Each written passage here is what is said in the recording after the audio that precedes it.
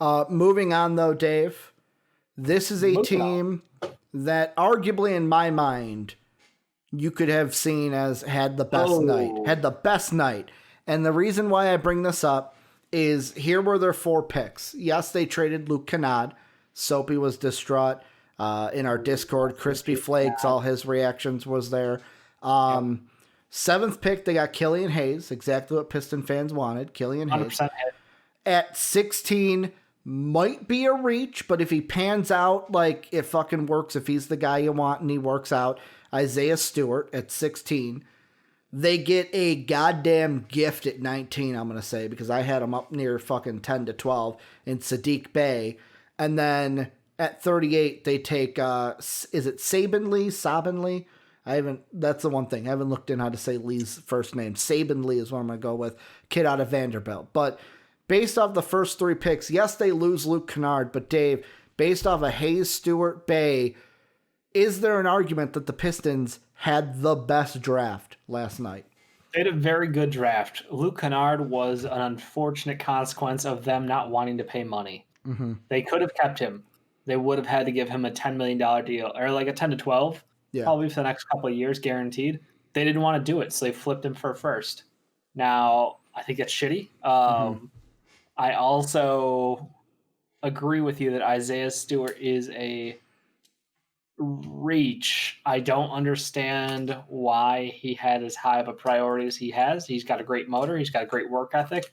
He does not have a great shot. He has an old man's game. And there are a lot of concerns there for me.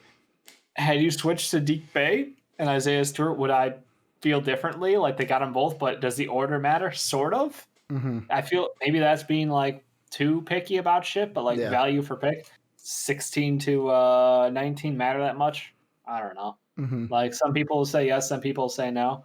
I like Sadiq Bey. Smart player, long-term replacement to fill out that wing position. I like everything they did here. I wish that Kennard could have stayed and been part of this rebuilding franchise. I'm more shocked that Derrick Rose is still on this team. For now.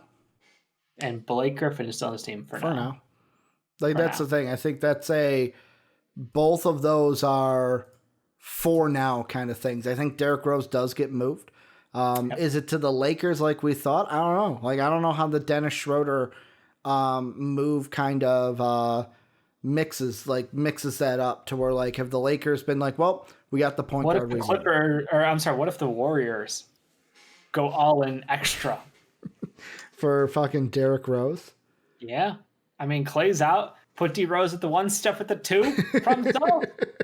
I mean, how does that work with them adding? We're going to talk about it later, but adding Kelly Oubre to this team too. Like, are they going to have enough cap room, Dave? They're already $86 million in debt over the tax just for Oubre. Like, no, over the tax, but like the cap room, like the cap, you can't go over much, especially with depending on how like the contracts work. They're going to pay over $100 million in taxes because they're over the cap. Yeah.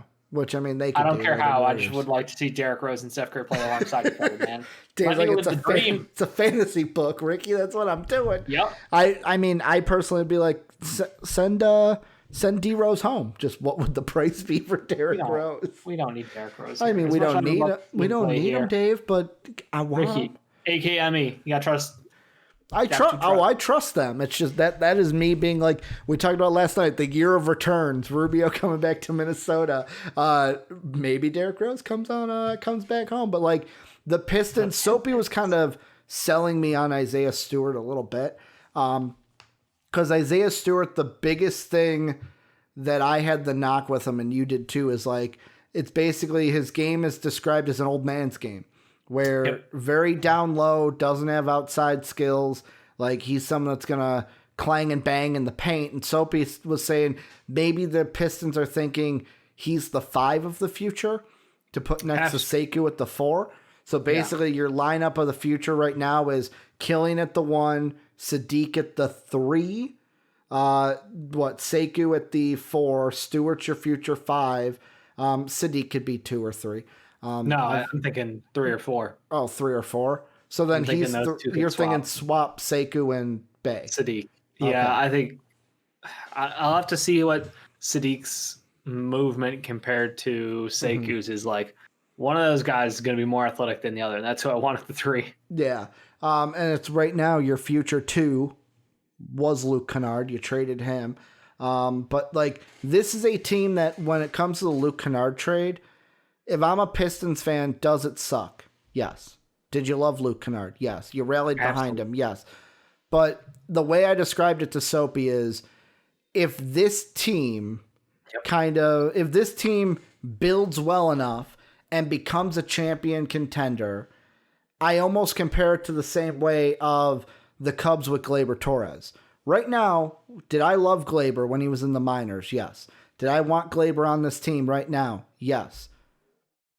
But we got a World Series. So Gleyber died for our World Series sins.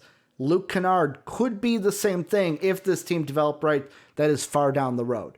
But this move, we might look back at it as like this one had to be done because paying Luke Kennard, like you said, the $10 million that he would be getting, 10 to 12, 10 to 12, wouldn't be the best thing to do right now for a team that it's like you kind of need to pump the brakes and say, hey, fucking, we're rebuilding. We are like, that's what this is. Hayes, Stewart, Bay, and now Sekou.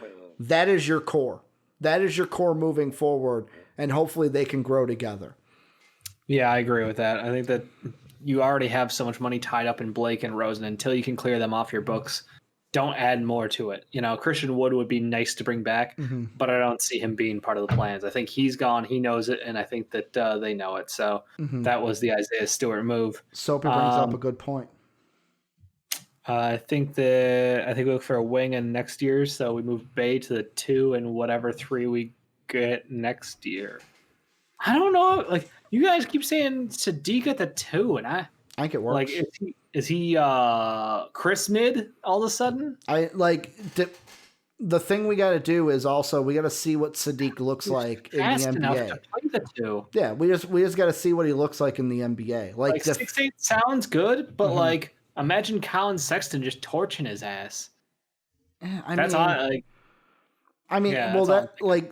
thing I think of. Like Sadiq, we need to see what he'll be because in college, I had confidence in him guarding like 3-4-2, like any of those defensively. But like the NBA, kind of like what you look at the NFL side, you're playing bigger, faster, stronger dudes. You're playing grown ass men in the NBA.